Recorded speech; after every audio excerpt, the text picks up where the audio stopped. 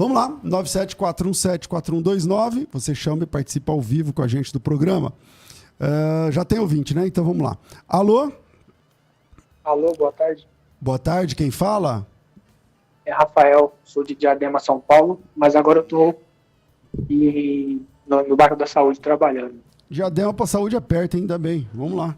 É próximo, 15 quilômetros. Isso aí. Rafael, manda aí sua pergunta. São duas perguntas, pastor, por favor. A primeira é assim, a respeito do jejum. Existe uma maneira correta de se fazer o jejum? E aí eu coloco assim, a maneira que eu faço. Normalmente uma vez na semana, normalmente na sexta-feira, eu me abstenho de alimento. Eu só tomo água. Então, por exemplo, na quinta-feira à noite, 10 da noite, é a última lanche, refeição que eu faço. E aí eu só vou comer nas 10 da sexta-feira. Seria um período de 24 horas. E aí, só que na sexta-feira eu trabalho normal. O que eu faço é me abster de alimento. Na hora do almoço eu dedico a hora do almoço em oração. E tento não mexer no celular, rede social. Eu fico só assistindo o programa do Senhor, logicamente, debate, programas cristãos, vamos dizer. E assim que eu faço. Estaria errado nesse sentido, por exemplo, não que tenha uma receita ideal, mas, por exemplo, se eu vou fazer um jejum, sei lá, de 8, 10, 12 horas, sendo a hora que for, eu devia não fazer nenhuma atividade e me dedicar somente à leitura e estudo da palavra? Boa essa seria uma questão. A segunda é uma dúvida minha também a respeito do dízimo. Eu frequento a igreja presbiteriana independente. Eu sei que lá no estatuto e tudo mais, no que rege a igreja, é colocado assim o princípio de 10%. Só que, por exemplo, vamos chutar um valor aqui. Se eu recebo 10 mil reais, eu tiro 1.000, seriam os 10%, 10% eu oferto na igreja. Dentro desse valor, eu poderia, por exemplo, eu quero ofertar 5% para a igreja, seria 500 reais, e os outros 500 eu quero dar em missão. Ou, enfim, ajudar de alguma outra forma. Mas eu vou colocar como missão, que é o que veio na minha mente. Estaria errado? Eu estaria indo contra a minha igreja, contra o que é pregado nela? Ou, por exemplo, eu estou agindo correto? Porque no meu entendimento é assim, desculpa até a demora em explicar, porque é uma situação real. Na minha cabeça, assim, parece que eu estou querendo passar a perna em Deus ou na oferta, enfim. Porque eu entendo assim, eu tirei 10%, eu devia ofertar na minha igreja. Se eu quero dar uma oferta missionária ou ajudar outra pessoa, eu deveria tirar um valor a mais, seja 1%, 2%, 5%, enfim, do meu salário e ofertar. Deu para entender mais ou menos a situação? Entendi, sim. Tá bom. Obrigado, Rafael. Deus Acho que abençoe. seriam essas dúvidas, são dúvidas reais e minha mesmo, assim, que eu tenho. Às vezes a gente fica com medo de falar com o nosso próprio pastor, na nossa própria liderança, enfim, acho que fica mais tranquilo falar com o senhor. Tá certo. E só mais uma coisa.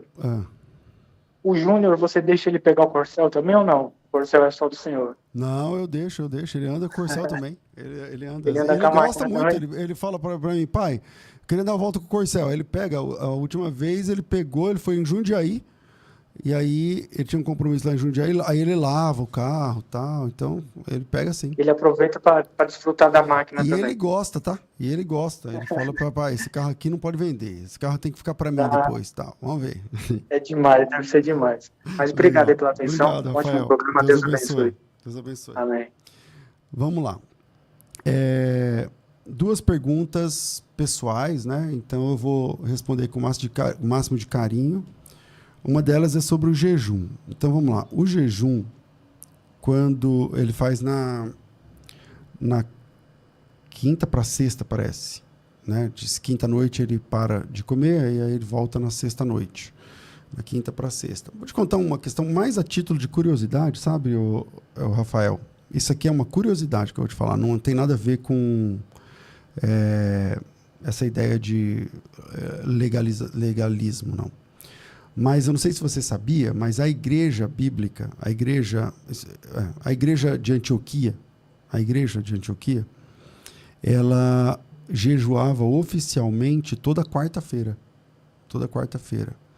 E isso gerou meio que uma tradição, não sei se é a palavra tradição, costume, alguma coisa assim.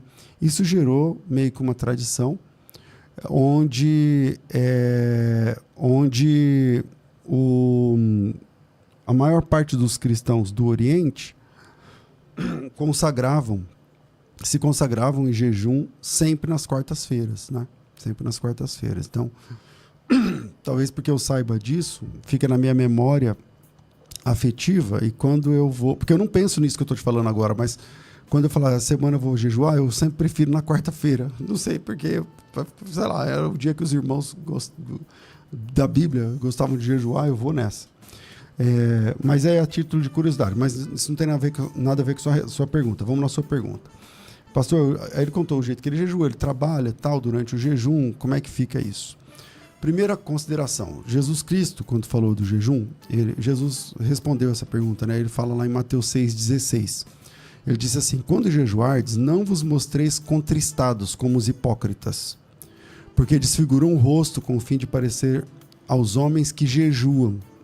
Em verdade vos digo que eles já receberam a recompensa.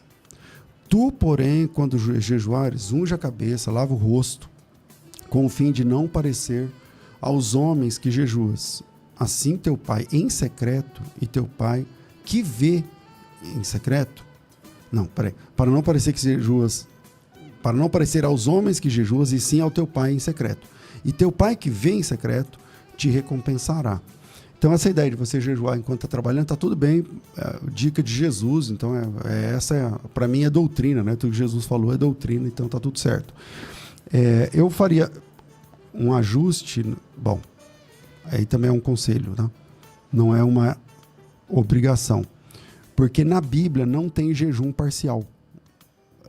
As pessoas falam, eu vou jejuar, então, mas eu fico bebendo água e tal, eu tomando líquidos, não sei o que lá. Na Bíblia, eu não lembro de um texto onde tenha um jejum parcial. O que acontece é que tem coisas subentendidas, né? Então você pega, por exemplo, Jesus ficou 40 dias de jejum lá no deserto, e aí a Bíblia diz que depois de jejuar 40 dias teve fome. Aí as pessoas falam, tá vendo? Ele teve fome, não diz que ele teve sede, mas também não diz que ele bebia água. Aliás, ele estava no deserto, né, pessoal? Estava no deserto. Então, na Bíblia e na história da igreja, o jejum sempre é total. O jejum sempre é total. Na década de 80, 90, inventaram aqui no Brasil um outro jejum que eles chamam de jejum parcial, mas eles chamam de jejum de Daniel, mas não é jejum, é aquilo ali. Porque o jejum, lá em Daniel capítulo 1, o Daniel não jejua, ele jejua no capítulo 10. Aí no capítulo 10 ele jejua mesmo, né? Sem comer, sem beber. Mas lá no capítulo 1 não é jejum. Ele nem fala lá, eu vou jejuar. Ele fala o seguinte, eu não quero me contaminar com a comida da mesa do rei. Pode me dar a comida normal, a comida da pessoa normal. E aí ele vai comer os cereais, né, e tal, tudo mais. E aí ele estava mais viçoso, né, parece assim no texto, depois dessa experiência.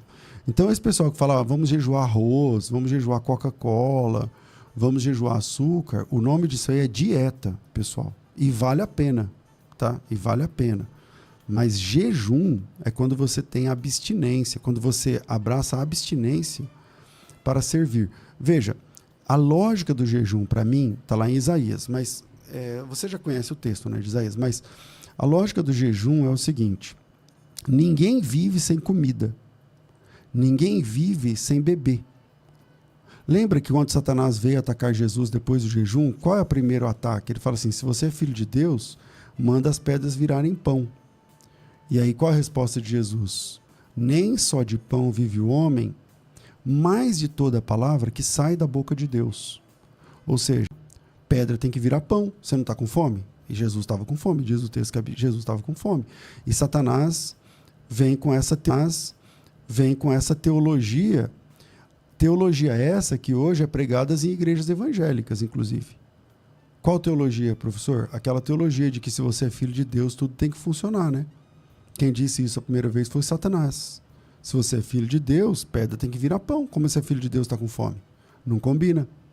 E Jesus disse, eu estou com fome mesmo, eu estou com muita fome agora e eu estou faminto porque eu não como há 40 dias. Mas a minha fome, a minha necessidade não tem link nenhum com a minha identidade. A minha necessidade não diz quem eu sou. A minha falta de pão não diz nada a meu respeito. Eu sou filho de Deus não porque eu tenho pão. Eu sou filho de Deus porque Ele falou.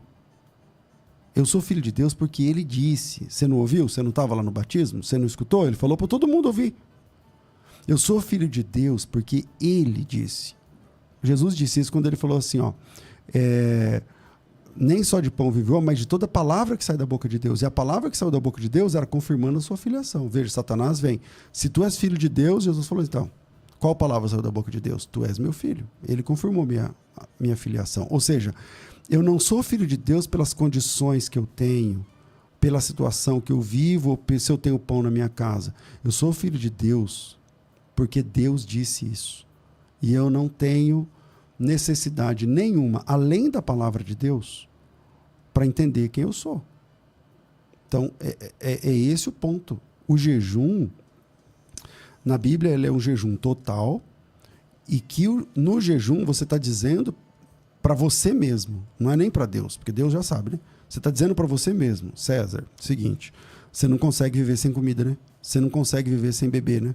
Porque você é um ser humano, você veio do pó, né? Então, para você comer e beber é vital. Ok.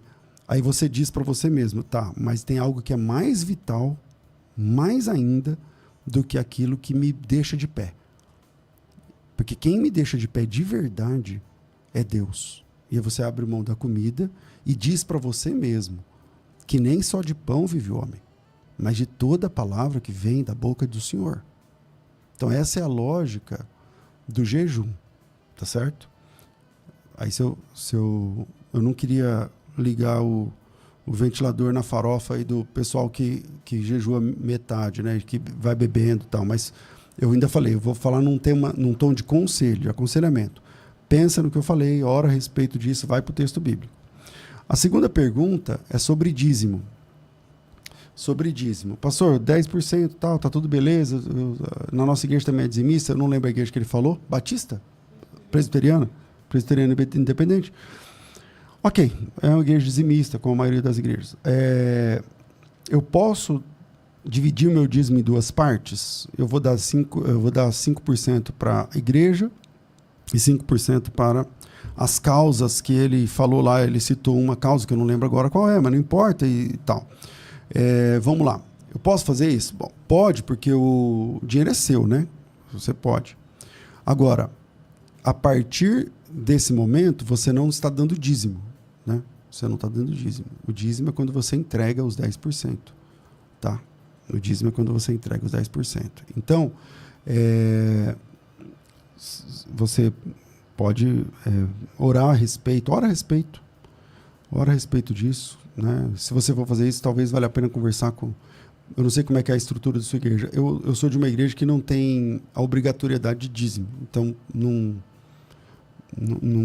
me vejo no meio de uma questão assim, mas talvez valha a pena sentar com o pastor e conversar a respeito disso, né? Porque assim, a IPI, né, é uma igreja, inclusive uma igreja muito boa, muito séria. Aliás, tempos atrás, depois aqui no programa, fui surpreendido pela diretora da editora da IPI, que veio aqui me trazendo um livro do fundador da Presbiteriana Independente, sobre maçonaria e tal. Vai aqui meu abraço aos irmãos da Presbiteriana Independente e o pastor presidente, que eu não vou me recordar agora o nome, me perdoem, até me fez um convite muito honroso para estar, parece que no podcast, alguma coisa assim, enfim. Mas, então a IPI é uma igreja muito séria. E, com certeza, ela tem dado uma boa destinação para esses recursos, né? Então, às vezes, você está... eu vou decidir que eu vou colocar aqui, sendo que você teria uma destinação até melhor dentro do projeto que a igreja está, porque a igreja, como ela não tem só o seu dízimo, tem o dízimo de vários irmãos, então ela pode abraçar projetos mais ousados, né? E, enfim, pensa nisso, ora a respeito disso, tá certo? Vamos lá, 97417-4129. Você chama e